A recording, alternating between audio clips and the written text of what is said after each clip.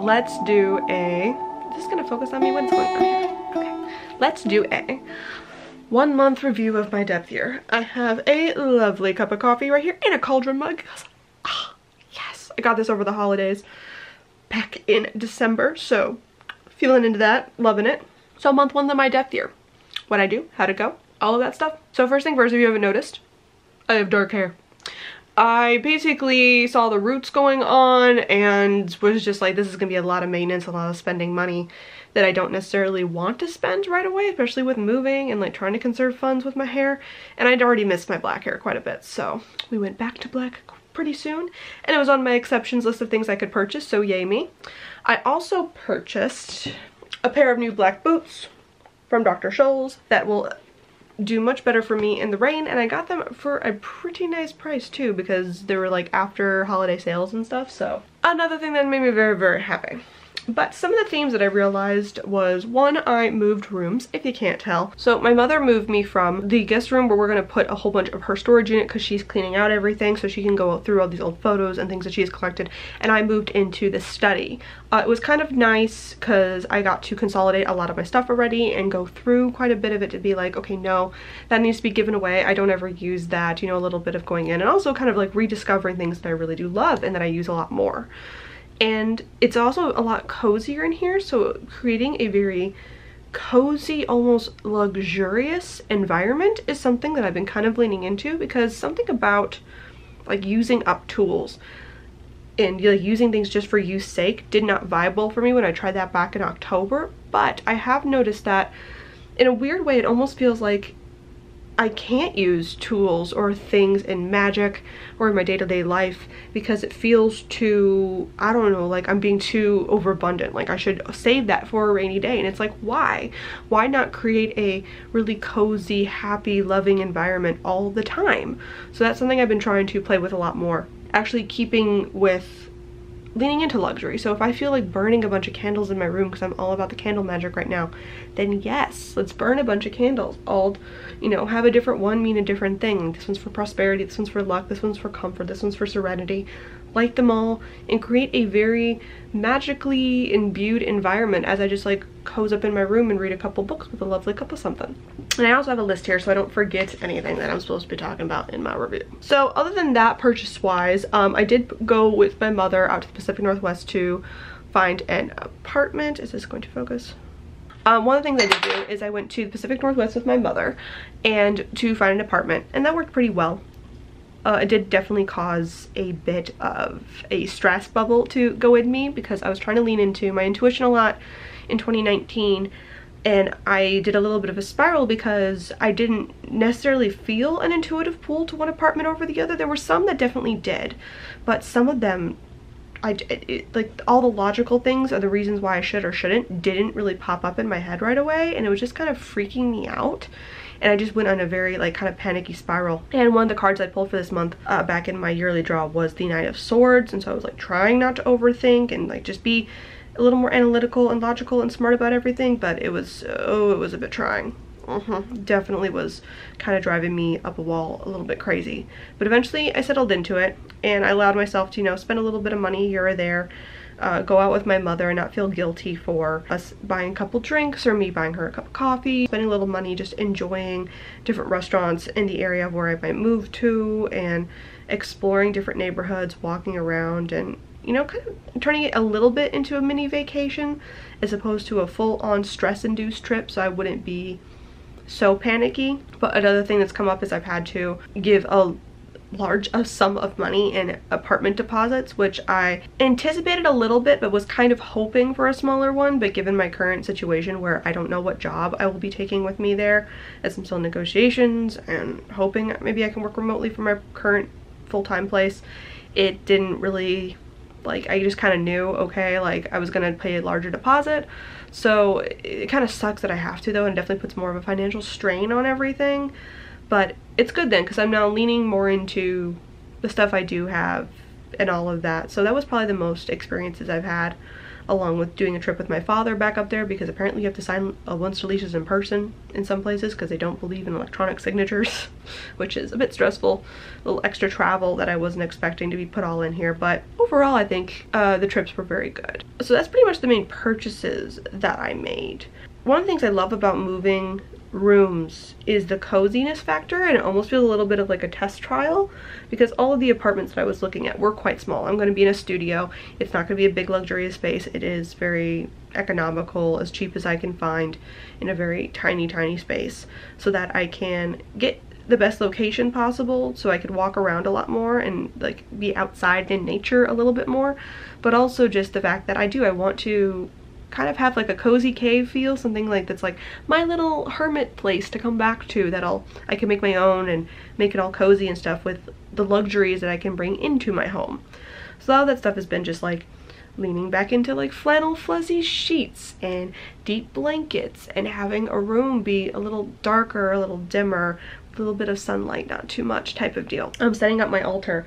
I've been, again, like I said earlier, burning a bunch of candles and kind of going through the herbs and feeling back into all the tools that I have, pulling out certain things that I haven't played with in a while, like the Wild Unknown Tarot deck I haven't pulled out in a while. I also have the Ophelia Rosa deck that I haven't pulled out in a very long time either. Like I bought it back in June and I just haven't been playing with it, and so that was on my list of things to do as well. And I bought it while I was in Portland, so it feels like a certain connection to the Pacific Northwest. So I definitely want to dig in even more with that as I eventually finally put my feet down on that ground permanently. Feeling into decks and kind of relying on tarot and divination a bit to really cement some things. I also have kind of gone down to simplistic stuff in my spells, meaning that instead of it taking 20,000 things or it taking minimal to no things, it's become like a candle, a few herbs, a couple words that I say, like kind of back a bit to the basics, I guess, of how my spells originally started when I just got into witchcraft. And they definitely have had some potency, definitely have a little bit of a calming effect. I want to do a ritualistic bath before the month is out, just to feel a little more at ease and a little more calm, because I know as the official like putting the boxes into the truck thing starts to happen, I am going to hopefully maybe the stress will go away, or maybe it'll amplify. And I think that's something interesting, is I just haven't felt a bunch of excitement. It does feel like there's a lot of things moving forward, and I'm trying to think of stuff in the moment and focus on that, but my stress has just kind of gone through the roof, and in a lot of ways it's affected me. In one of the main ways I can think of is I've been getting really bad migraines that I can't seem to necessarily get a handle on. Like I'm still being able to go to work, which at least is good, but I come home after work and I just crash, where normally I would maybe film a video or read a book or, you know, chill out and just watch a little bit of Netflix, and I can't even do that. Instead I just like literally fall on the couch and I pass out because I've barely could sleep the night before and the pain is just too much, and I'm just drinking water and taking a bunch of aspirin and hoping for the best that it'll stop and I can get it under control. And even now I still have a bit of a lingering headache, which again, it's like I'm trying to de-stress. I'm trying not to focus too much on the what ifs and all the things I have to do and the to-do list and everything. One of the reasons with this channel that I'll be doing that is I put my videos down to 2 days a week as opposed to 3 days a week, so that I would not be stressing myself with content production and keeping up with my hobby, because as of the current moment, like that's just not a healthy thing to do right now. I want to make sure that the main focus, which is my finances, my home, moving, all of that, can be on lock without too much craziness in general. Let's see, what else did I need to talk about? Oh, one thing I definitely have been leaning into is makeup. I have been leaning a little more into glamour magic, and using my makeup, like my lipsticks and things, to signify certain shifts or things I want within the day. One thing I've really liked is using a lot of earth tones, or a lot of things that make me feel powerful in a sense. Red lips, dark lip, or like really earthy toned eyes, darker looks that go along with my darker hair toward the tail end of this, as a way to, I don't know, feel more structured and grounded, at least in my looks. I feel like I'm like trying to pull as much earth energy as I can into me right now, just so I don't feel so topsy-turvy crazy with all the change that's happening. I definitely had a bit of an interaction with Hades, and I've gone down there once or twice to kind of just like chill with him in the underworld in a sense, to like feel that bit of structure going on, because while my deities are around, they feel very like on the edges, almost as if they're like orchestrating or control, like they're doing some weird shit, not even really interacting with me in a sense. And so having Hades there, as I feel like the mundane world just shifting so much, and like me pushing forward and striding forward, and he's mostly, I was a bit afraid he'd be a little too much of the tough love, like, yeah, suck it up buttercup and get it done, this is what you want.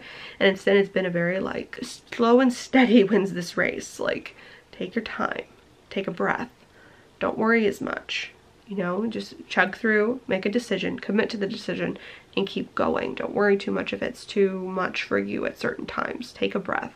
You don't have to be productive every minute of every day. Settle for a second. Just chug away at things. Make sure you do at least one productive thing a day, and that's all you need to do is one productive thing a day. It doesn't have to be 20,000 things a day. And that seems to be helping a little bit, but I definitely still feel a little off kilter where I'm pushing myself too hard, and I kind of feel like Hades is almost pushing me to rest more. So hopefully as February comes around, I can do a little bit of that, as, you know, the fine details of stuff are wrapped up and I don't have to focus too much on the major stressors of finances and moving and all that as much. And let's see what else. Probably the biggest thing that I've really focused on in January is deep diving into moments and trying to follow my intuition as best as possible. Like deep dive into that, which is what is my soul telling me what's good, what is my higher self purpose guides, like what is being like whispered into me that's not necessarily logical or otherwise. And I feel my logic side of me, my structured side of me, like railing against that as hard as possible, which is probably one of the reasons I am under such stress at the moment. But I have stayed committed to it, and I'm kind of really proud of myself for that. I chose which apartment I would go to overall because of my intuition. I chose when I was going to do things intuitively. A lot of things had to change and move because different things came up with weather patterns and vacation times, and there were some stressful things. But overall, I just was like, no, intuitively this makes sense to do this then. Like suddenly I would feel the urge to do it, to change plans a bit, and I would just make the plans change because intuitively it made more sense. And there were some logical things that went along with that, but a lot of stuff was just based on intuition. And even though I would have like almost many panics right after, going like, oh my god, there's no logic to that, that's gonna fall apart, I don't know, ooh, craziness, it's still, I feel much more like cemented in my decisions, and now it's kind of just pushing forward and not letting that lingering doubt suddenly have me stop short and change up what I was doing, because it definitely can be very overwhelming when I think you kind of dive back into your intuition and dive deep with it and use it to make more of your decisions. I've been trying to play up with it more, just like letting it choose my makeup, like what day do I feel a little more airy, do I feel a little more structured, whatever.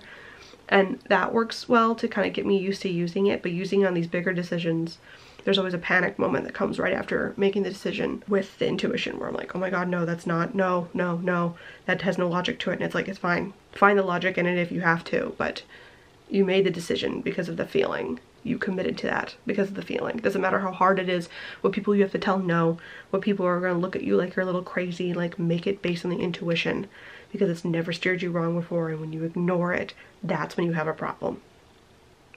That's when you freak out and worry and spiral, and suddenly look back at yourself months later and go, oh, I knew better. Something in the back of my mind told me I knew better, and I ignored it. Why did I ignore it? So yeah, that's so far been my January depth year month review. I definitely read a couple of books. I want to dive a little bit more into the books I'm reading, I guess, because I will still have, at the end of March will be my 3-month check-in for my book. So I cracked open one of the books that I was supposed to be reading, and I read it, which is good. I didn't finish it, but I did start reading, so yay. And I've been reading a lot more of like random other stories, popping into bits of fiction, which has definitely relaxed me a lot. It's been like my #1 thing to go to like go to reading fiction again, which has definitely, like a little bit of escapism in a less, I don't know, screen-induced world, I guess, which I kind of like quite a bit. So Anyway, I make new videos every Tuesday and Thursday. And that has been my depth year January review. I will make another one of these at the end of every single month. I hope if you guys are doing a depth year that you are finding some productivity with it, learning some lessons, all of that stuff, as well as I am. And not trying to push yourself too hard with anything. Just diving deep with the stuff you really want to dive deep with. Trying to also remind myself of that. I don't have to dive deep with everything. Just the things I really want to. That's fine. And I will see you guys next time.